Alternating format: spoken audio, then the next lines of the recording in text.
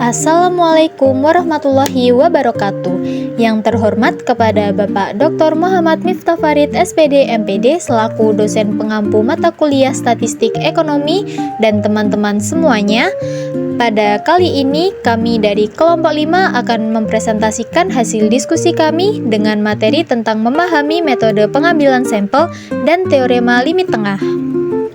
Sebelumnya, perkenalkan nama saya Dinar Alfiatus Syifa dengan 3 digit NIM terakhir 046 selaku moderator sekaligus pemateri, dan rekan-rekan saya Aisyah Intan dengan 3 digit NIM terakhir 031 selaku pemateri, Brilian Destiana dengan 3 digit NIM terakhir 151 selaku pemateri, Karisma Maulida Nafiah dengan 3 digit NIM terakhir 122 selaku pemateri, dan Lailatul Qadriyah dengan 3 digit NIM terakhir 019 sebagai pemateri.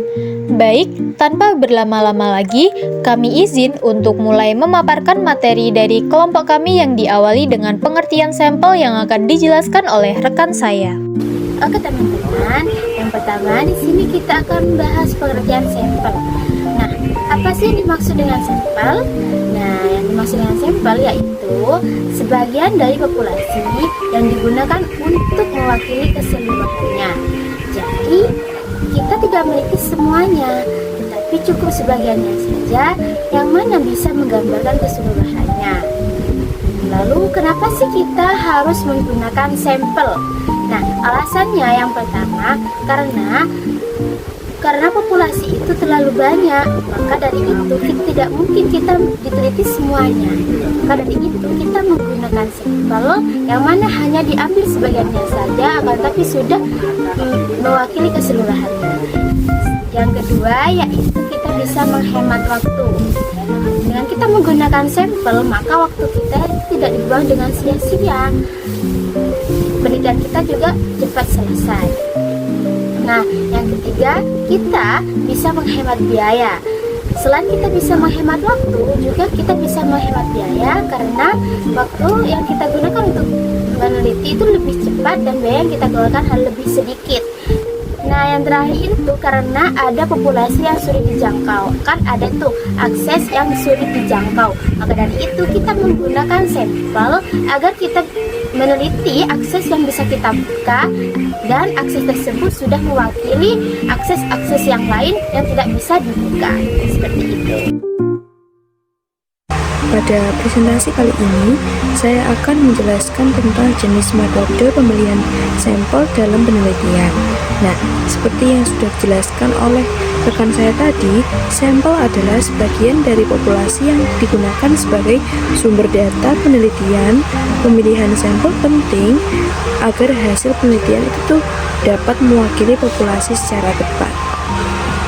Nah, metode pertama dalam pengambilan sampel adalah pengambilan sampel probabilitas, yaitu teknik sampling yang memberikan kesempatan yang sama bagi setiap anggota populasi untuk dipilih menjadi sampel. Nah, jenis yang pertama itu adalah simple random sampling atau sampel acak sederhana. Pada metode ini, sampel itu dipilih secara acak tanpa memperhatikan karakteristik tertentu. Contohnya, seperti mengundi nama siswa untuk dijadikan responden. Nah, selanjutnya yaitu jenis yang kedua adalah systematic sampling atau sampel sistematik. Nah, pada teknik ini, sampel itu dipilih berdasarkan urutan tertentu dengan interval tetap. Misalnya memilih setiap siswa kelima dari daftar hadir. Nah, selanjutnya yaitu ada stratified sampling atau sampel berstrata. Nah, pada metode ini itu populasi dibagi menjadi beberapa kelompok atau strata. Kemudian diambil sampel dari setiap kelompok tersebut. Nah, contoh mengambil sampel siswa yang berdasarkan kategori nilai tinggi, sedang, dan rendah. Nah, kemudian ada cluster sampling atau sampel cluster. Nah, teknik ini itu dilakukan dengan memilih kelompok atau wilayah tertentu sebagai sampel penelitian. Contoh, memilih beberapa sekolah sebagai sampel penelitian. Yang selanjutnya yaitu ada pengambilan sampel non-probabilitas. Nah, selain probabilitas yang sudah saya jelaskan tadi, ada juga pengambilan sampel non-probabilitas. Nah, pada metode ini itu tidak semua anggota populasi itu memiliki peluang yang sama untuk dipilih. Nah, untuk jenis-jenisnya yang pertama yaitu adalah accidental sampling atau sampel kebetulan. Nah, sampel ini diambil dari siapa saja yang secara kebetulan ditemui peneliti. Contohnya, mewawancarai pengunjung yang lewat di mall. Nah, untuk jenis yang kedua adalah purposive sampling atau sampel tujuan. Nah, pada teknik ini sampel itu dipilih berdasarkan kriteria tertentu sesuai tujuan penelitian. Misalnya, memilih mahasiswa berprestasi untuk penelitian akademik. Berikutnya adalah quota sampling atau sampel kuota. Nah, teknik itu dilakukan dengan menentukan jumlah responden tertentu terlebih dahulu. Contohnya, mengambil 30 laki-laki dan 30 perempuan sebagai responden. Nah, selanjutnya yaitu ada snowball sampling atau sampel bola salju. Nah, pada metode ini sampel berkembang dari satu responden ke responden yang lainnya melalui rekomendasi. Nah, teknik ini biasanya digunakan untuk meneliti komunitas tertutup. Nah, yang terakhir adalah sampling jenuh. Nah, teknik itu menggunakan seluruh anggota populasi sebagai sampel penelitian. Biasanya ini digunakan jika jumlah populasinya itu kecil. Contohnya, jika sebuah kelas hanya memiliki 25 siswa, maka siswa tersebut dijadikan responden penelitian. Jadi, metode pemilihan sampel itu dibagi menjadi dua kelompok besar, yaitu probabilitas dan non-probabilitas. Nah, pemilihan teknik sampling harus disesuaikan dengan tujuan penelitian, karakteristik populasi, serta kebutuhan data agar hasil penelitian itu lebih akurat dan dapat dipercaya. Sekarang setelah kita memahami jenis-jenis metode, mari kita lihat bagaimana penerapan atau aplikasi dari metode-metode tersebut dalam praktik penelitian. Yang pertama, terdapat penerapan pengambilan sampel acak sederhana.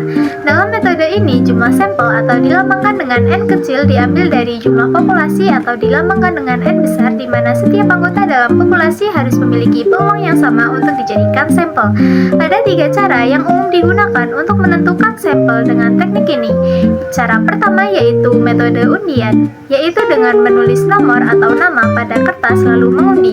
Cara kedua yaitu metode tabel angka acak, yaitu menggunakan tabel khusus yang berisi deretan angka acak yang sudah disusun secara sistematis. Jadi, peneliti tinggal mengikuti angka-angka yang muncul. Cara ketiga yang terakhir yaitu menggunakan komputer atau software statistik untuk mengacak data secara otomatis. Ini adalah cara yang paling cepat dan akurat, terutama untuk populasi yang besar. Untuk pengambilan sampel sistematis, langkah-langkahnya adalah sebagai berikut. Pertama, urutkan seluruh anggota populasi berdasarkan suatu urutan tertentu, misalnya nomor induk atau urutan abjad. Kedua, tentukan interval sampling dengan rumus jumlah populasi dibagi dengan jumlah sampel. Ketiga, pilih secara acak angka pertama antara 1 sampai dengan interval.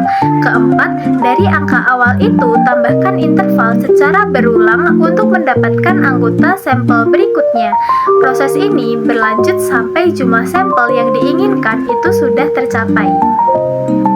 Selanjutnya, penerapan pengambilan sampel acak berstrata. Dalam metode ini, anggota populasi dibagi menjadi beberapa kelompok berdasarkan tingkat atau stratanya seperti tinggi, sedang, dan juga rendah. Kemudian, anggota sampel dipilih untuk mewakili setiap strata. Tujuannya agar semua lapisan dalam populasi terwakili secara proporsional. Tata cara penentuan sampel acak berstrata terdiri dari 4 langkah. Langkah pertama yaitu menentukan informasi sebagai data pendukung tentang populasi yang diambil dan strata yang terdapat dalam populasi tersebut. Misalnya, kita perlu tahu jumlah penduduk berdasarkan tingkat pendapatan. Langkah kedua, mengklasifikasi anggota populasi ke dalam kelompok atau strata yang saling eksklusif. Artinya, satu anggota tidak boleh masuk ke dalam dua strata sekaligus. Langkah ketiga, menentukan ukuran sampel untuk setiap strata. Bisa dengan cara proporsional, yaitu disesuaikan dengan besarnya strata, atau bisa juga dengan cara sama rata. Langkah keempat yaitu memilih setiap strata secara acak dengan menggunakan simple random sampling. Jadi, di dalam setiap strata kita lakukan pengundian atau pengacakan seperti pada metode acak sederhana. Terakhir, untuk bagian penerapan, kita bahas pengambilan sampel klaster. Dalam metode ini, populasi dibagi menjadi beberapa wilayah atau klaster. Jika suatu klaster dipilih, maka seluruh anggota dalam klaster tersebut akan dijadikan sampel tanpa terkecualikan. Tidak ada pemilihan lagi dalam klaster. Langkah-langkah pengambilan sampel klaster adalah sebagai berikut. Langkah pertama, penentuan klaster. Kita harus mendefinisikan dengan jenis apa yang dimaksud dengan satu klaster. Bisa berupa provinsi, kabupaten, kecamatan, desa, sekolah, atau kelompok lainnya. Langkah kedua, penentuan jumlah klaster yang akan digunakan untuk dijadikan sampel. Jumlah ini bisa ditentukan secara statistik atau berdasarkan ketersediaan sumber daya. Langkah ketiga, pilih secara acak klaster sebanyak jumlah klaster yang sudah ditentukan. Pemilihan acak ini bisa dilakukan dengan undian, tabel acak, atau komputer. Langkah keempat yaitu setelah klaster dipilih, seluruh anggota dalam klaster yang dipilih menjadi sampel kajian atau penelitian ataupun juga evaluasi. Tidak ada yang boleh ditinggalkan. Agar lebih mudah dipahami, mari kita lihat contoh kasus di setiap metode. Dimulai dari yang pertama, yaitu contoh kasus untuk pengambilan sampel acak sederhana.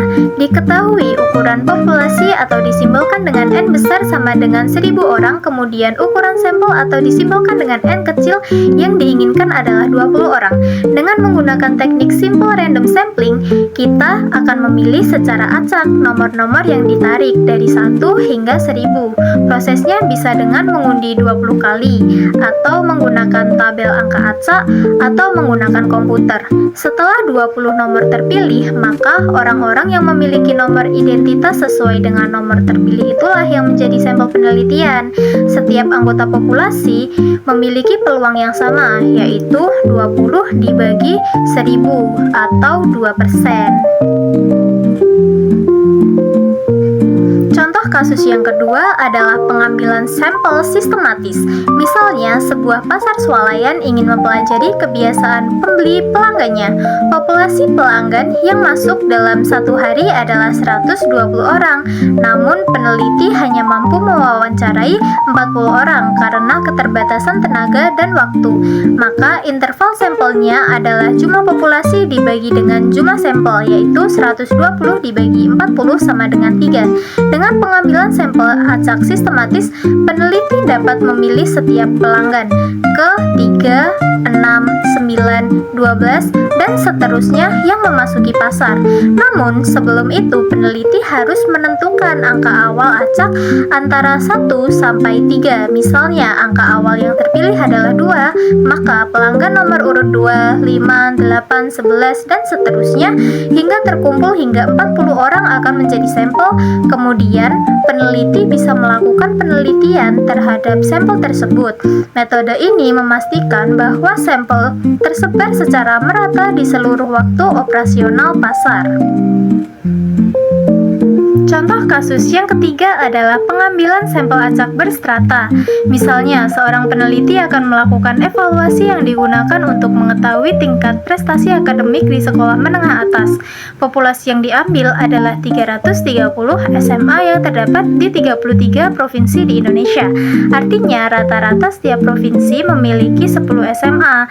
Agar sampelnya representatif, peneliti tidak bisa hanya mengambil SMA dari provinsi tertentu saja. Maka Maka solusinya adalah dengan mengklasifikasi sekolah pada setiap provinsi berdasarkan nilai ujian nasional menjadi 3 strata, yaitu dengan strata nilai tinggi, strata nilai sedang, dan juga strata nilai rendah. Dari setiap provinsi, peneliti mengambil sejumlah sampel dari setiap strata. Misalnya, dari 10 SMA yang terdapat di satu provinsi, diambil 3 sekolah dengan nilai strata tinggi, 4 sekolah dari nilai strata sedang, dan 3 sekolah lagi dengan nilai strata rendah. Dengan cara ini, semua tingkatan prestasi akademik terwakili dan semua provinsi juga terwakili. Hasil evaluasi pun lebih akurat dan dapat digeneralisasikan ke seluruh populasi SMA di Indonesia. Contoh kasus yang keempat adalah pengambilan sampel klaster. Misalnya, seorang peneliti ingin melakukan evaluasi kesehatan siswa yang akan melibatkan seluruh SMA yang ada di Indonesia. Jumlah SMA di Indonesia sangat banyak, bisa mencapai puluhan ribu. Tidak mungkin peneliti mendatangi satu persatu, maka peneliti memutuskan untuk menggunakan klaster sampling. Provinsi di Indonesia terdapat 33, sehingga dapat dibagi menjadi 33 klaster.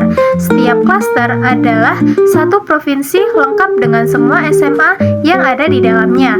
Selanjutnya, peneliti menentukan jumlah klaster yang akan diambil, misalnya 7 klaster. Kemudian peneliti memilih secara acak 7 provinsi dari 33 provinsi. Setelah 7 provinsi terpilih, maka seluruh SMA yang terdapat di 7 provinsi tersebut dijadikan sampel. Peneliti tidak perlu memilih SMA lagi di dalam provinsi. Semua SMA di provinsi terpilih diteliti semua.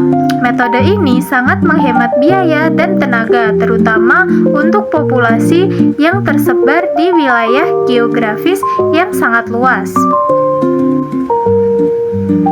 Sekarang kita masuk ke contoh kasus untuk metode non-probabilitas.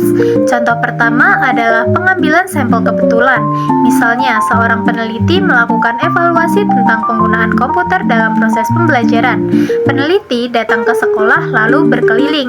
Peneliti akan mengambil sampel dari guru-guru yang secara kebetulan bertemu dengan peneliti. Misalnya, di ruang guru, di koridor, atau bahkan di kantin. Peneliti juga dapat menilai apakah guru tersebut dianggap cocok atau tidak untuk menjadikan sumber data. Jika guru tersebut kebetulan sedang sibuk, peneliti akan mencari orang lain. Metode ini cepat, tapi sangat tergantung pada siapa yang kebetulan hadir. Contoh kedua adalah pengambilan sampel tujuan. Misalnya, seorang peneliti melakukan evaluasi tentang kebiasaan pola hidup sehat yang diterapkan di SLB B, yaitu Sekolah Luar Biasa Bagian Tunarungu. Peneliti dengan sengaja memilih SLB B karena tujuan evaluasinya memang spesifik di sekolah tersebut. Peneliti tidak akan mengambil sampel dari SLB lain yang tidak sesuai dengan tujuannya. Misalnya SLB untuk tunanetra atau tunagrahita. Dengan demikian, sampel ditentukan secara sadar dan sengaja berdasarkan kriteria yang sudah ditetapkan sejak awal. Contoh kasus berikutnya adalah pengambilan sampel bola salju atau snowball sampling. Mari kita bayangkan skenario berikut. Seorang peneliti ingin mempelajari pengalaman hidup para imigran yang tidak memiliki dokumen resmi di suatu kota besar. Populasi ini sangat sulit dijangkau melalui metode pengambilan sampel tradisional seperti undian atau acak sederhana, karena mereka cenderung bersembunyi dan tidak percaya pada orang asing. Mereka takut dideportasi atau mendapat masalah dengan hukum. Maka peneliti memulai dengan menghubungi organisasi lokal yang memberikan layanan kepada para imigran, misalnya lembaga bantuan hukum ataupun gereja tertentu. Melalui organisasi ini, peneliti dapat terhubung dengan satu atau dua individu yang bersedia berpartisipasi dalam penelitian. Setelah wawancara selesai, peneliti dengan hormat meminta peserta awal ini ini untuk merujuk peneliti ke imigran tidak berdokumen lain yang mereka kenal dan mungkin juga bersedia berpartisipasi. Peserta baru ini kemudian diwawancarai, dan setelah selesai mereka juga diminta menunjuk ke orang lain. Proses ini terus berulang seperti bola salju yang menggelinding dari atas gunung, semakin ke bawah semakin besar. Dengan cara ini, peneliti akhirnya bisa mendapatkan sampel dengan cukup besar dari populasi yang tadinya tersembunyi dan sulit dijangkau. Contoh kasus terakhir untuk metode non-probabilitas adalah pengambilan sampel kuota. Misalnya, sebuah universitas memiliki 10.000 mahasiswa. Seorang peneliti ingin meneliti tentang tingkat kepuasan terhadap layanan akademik. Namun, peneliti hanya memiliki waktu dan biaya yang terbatas, sehingga hanya mampu mewawancarai 1.000 mahasiswa. Peneliti tidak bisa mengambil semua mahasiswa. Agar sampelnya tetap representatif, meskipun tidak acak, peneliti membagi populasi 10.000 mahasiswa tersebut ke dalam beberapa kategori. Misalnya, mahasiswa baru, junior, dan juga senior. Setelah didata, ternyata terdapat 4.000 mahasiswa baru, atau sekitar 40%, 3.000 mahasiswa junior atau setara 35%, dan 3.000 mahasiswa senior atau 30%. Agar sampel memiliki proporsi yang sama dengan populasi, maka peneliti menetapkan kuota sebagai berikut.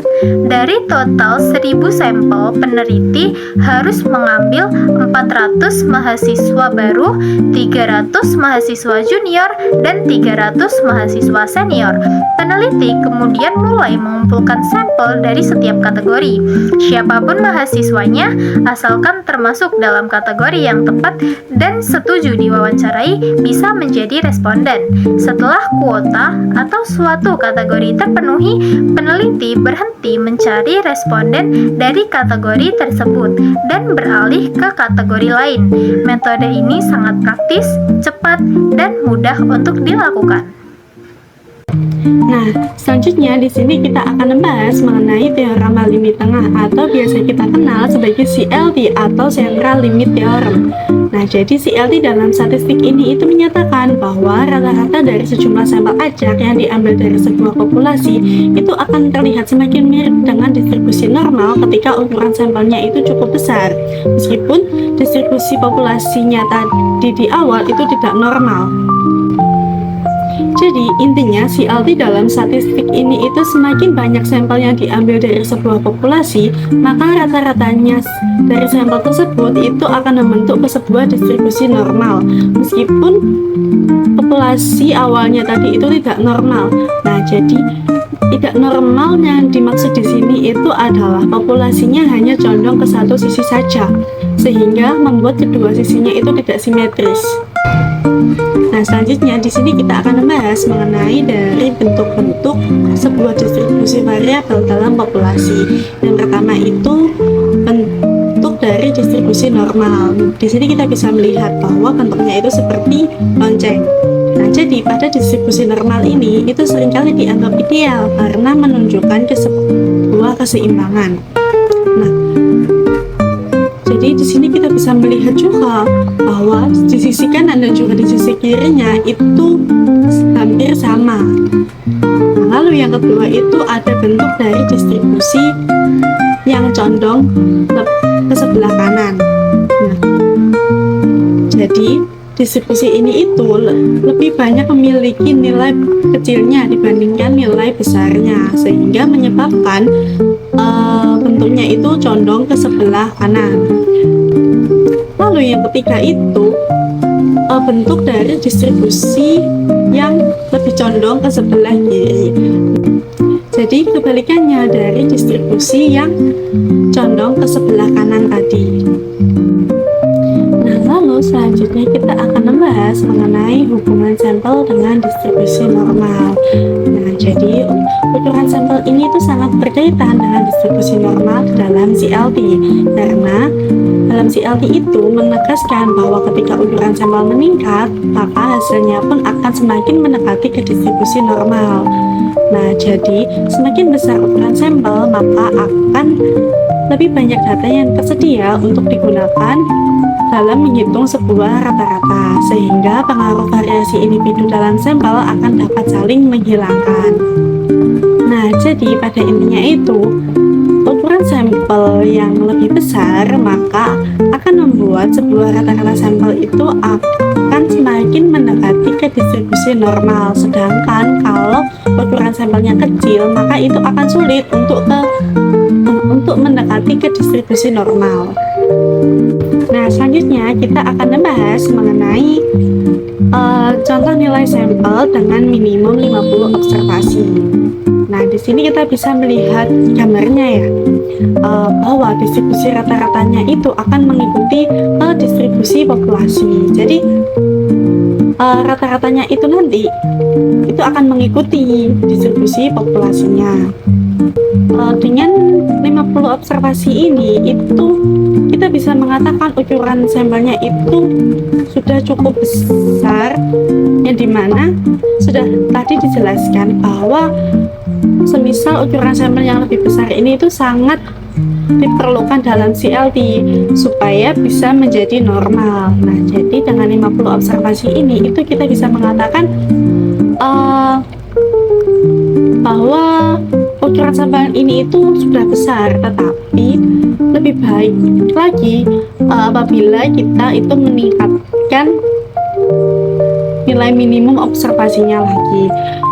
Semisalnya 100, 200, nah itu juga bisa, malah lebih baik lagi dari 50 observasi ini. Nah, selanjutnya kita akan membahas mengenai contoh nilai sampel dengan minimum 30 observasi. Nah, jadi ukuran sampel dengan 30 observasi ini itu sudah sering digunakan sebagai pedoman dalam CLT, karena ukuran dari distribusi rata-rata sampel ini itu umumnya sudah cukup mendekati ke distribusi normal. Tapi perlu kita lihat lagi bahwa 30 observasi ini itu tidak selalu mendekati ke distribusi normal, karena kita balik lagi ke poin sebelumnya bahwa ukuran sampel yang lebih besar itu akan lebih mendekati ke distribusi normal. Jadi kalau bisa itu lebih dari 30 observasi atau 50 observasi. Nah, di sini kita bisa melihat gambarnya ya. Distribusi rata-rata sampel dan juga populasinya itu terlihat lebih mirip dibandingkan dengan yang 50 observasi tadi. Kita bahas contoh soalnya, kita ketahui dulu rumus dari teorema Limit-Noah untuk mencari probabilitas rata-rata sampel. Nah, untuk rumusnya adalah seperti ini, yang dituliskan sebagai Z sama dengan X dikurangi dengan mu, lalu dibagi lagi dengan sigma dan dibagi lagi dengan akar F. Nah, untuk X-nya sendiri ini artinya adalah rata-rata sampel yang ditanya, dan untuk mu, nah mu ini rata-rata populasinya, dan untuk sigma ini standar deviasi populasi, dan N adalah ukuran sampelnya. Nah, di sini kita ada satu contoh soalnya, yaitu sebuah perusahaan minuman cola mempunyai rata-rata isi kaleng cola sebesar 16 ons. Nah, dengan rata-rata tersebut ia memiliki simpangan baku atau standar deviasi sebesar 0,5 ons. Nah, yang ditanya adalah berapa probabilitasnya apabila terdapat 36 sampel acak yang berisi kurang dari 15,8 ons. Nah, kita sudah masuk ke cara pengerjaan soalnya ya. Nah, tadi sudah diketahui di soal bahwa X atau rata-rata sampel yang ditanya adalah 15,8 ons, dan mu atau rata-rata populasinya itu 16 ons, lalu sigmanya adalah atau standar deviasi populasinya adalah 0,5 ons, dan N atau sampel yang ukuran sampelnya adalah 36. Lalu setelah kita ketahui itu, kita masukkan ke rumusnya. Nah, rumusnya sendiri adalah Z sama dengan X dikurangi dengan mu, lalu dibagi dengan sigma, dan dibagi dengan akar N. Nah, tadi kan sudah diketahui X-nya ya, X-nya adalah 15,8, lalu dikurangi dengan sigma, sigma tadi adalah 16, lalu dibagi dengan, mohon maaf, bukan sigma, tapi mu-nya tadi adalah 16, lalu dibagi dengan sigma, sigmanya tadi adalah 0,5 ons, dan dibagi dengan akar 36. Nah, kita hitung dulu 15,8 dikurangi 16, yang hasilnya adalah minus 0,2, lalu kita bagi dengan 0,5, dan akar 36 adalah 6. Jadi kita bagi dengan 6. Lalu tahap selanjutnya adalah minus 0,2 dibagi dengan hasil dari 0,5 dibagi 6 adalah 0,0833. Jadi minus 0,2 dibagi dengan 0,0833, yang hasilnya adalah minus 2,40. Ya, tentukan probabilitasnya.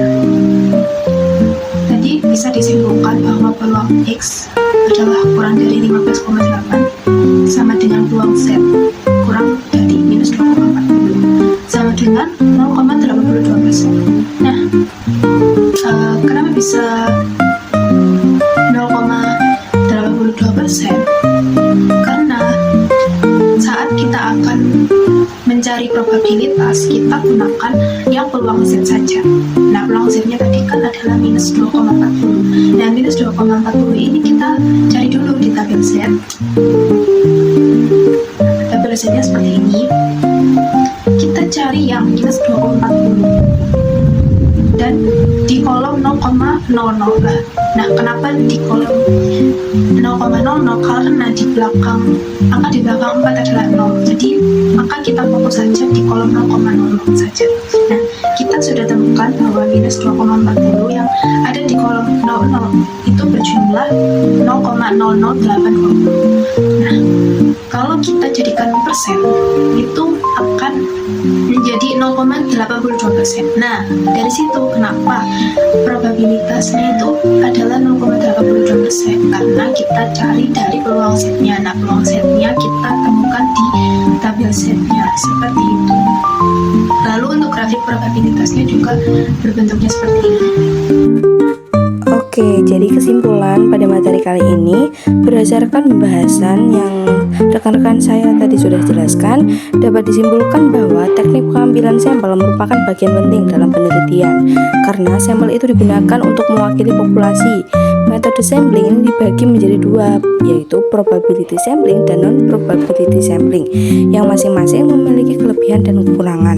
Nah, pemilihan teknik sampling itu harus disesuaikan dengan tujuan penelitian, kondisi populasi, serta ketersediaan waktu dan biaya. Nah, teknik sampling yang tepat akan menghasilkan data yang lebih akurat, valid, dan dapat digunakan untuk menarik kesimpulan yang sesuai dengan kondisi populasi sebenarnya. Baik, sekian pemaparan materi dari kelompok kami. Terima kasih atas partisipasi teman-teman dalam diskusi kali ini. Kami akhiri presentasi pada kali ini. Apabila ada salah kata dari kami, kurang lebihnya mohon maaf. Wassalamualaikum warahmatullahi wabarakatuh. Terima kasih.